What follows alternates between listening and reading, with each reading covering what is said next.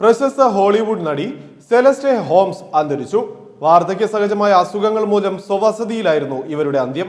Oscar award ജേതാവും പ്രശസ്ത Hollywood നടിയുമായിരുന്ന സെലസ്റ്റെ Holmes അന്തരിച്ചു. അവർക്ക് 95 വയസ്സായിരുന്നു.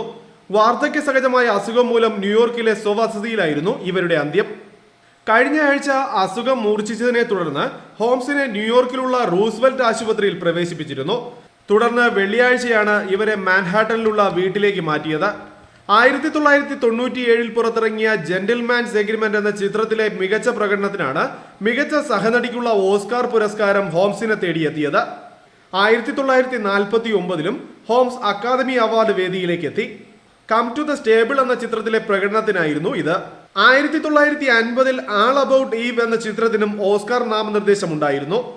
ഹോംസിന്റെ സ്റ്റേജ് ജീവിതം ആരംഭിക്കുന്നത് 1936 തുടർന്ന് 1939 ബ്രോഡ്വേയിലേക്കും 1945 സിനിമയിലേക്കും എത്തി.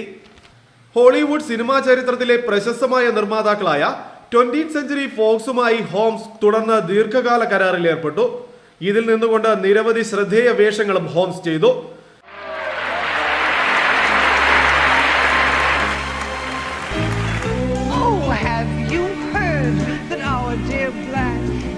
Got run down by an avalanche. No. Yeah, but don't worry, she's a game girl. Got up and finished 4th.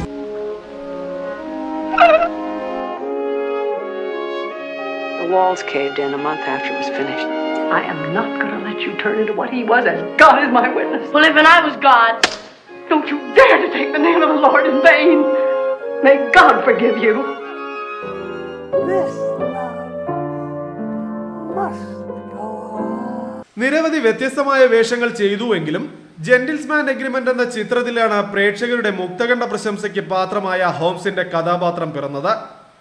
സ്റ്റേജിലും സിനിമയിലും ടെലിവിഷനിലും ഒരുപോലെ ശ്രദ്ധിക്കപ്പെട്ട അപൂർവം താരങ്ങളിൽ ഒരാളായിരുന്നു ഹോംസ്. 1990കളിലും ടെലിവിഷൻ രംഗത്ത് ഇവർ സാന്നിധ്യമായിരുന്നു. 2004 തന്നേക്കാൾ 46 വയസ്സു കുറവുള്ള ബേസിലിനെ തന്റെ 5ാം വിവാഹത്തിലൂടെ ഇവർ ഭർത്താവായി സ്വീകരിച്ചതും വാർത്താ പ്രാധാന്യം നേടിയിരുന്നു. സംവിധായകനായ റാൽഫ് നെൽസൺ ആയിരുന്നു ഇവരുടെ ആദ്യ ഭർത്താവ്. നിരവധി സാമൂഹ്യ പ്രവർത്തനങ്ങളിലും ഇക്കാലങ്ങളിൽ സജീവമായിരുന്നു ഹോംസ്. ഇവരുടെ ശവസംസ്കാരം സംബന്ധിച്ച കൂടുതൽ വിവരങ്ങൾ ഇപ്പോൾ അറിവായിട്ടില്ല.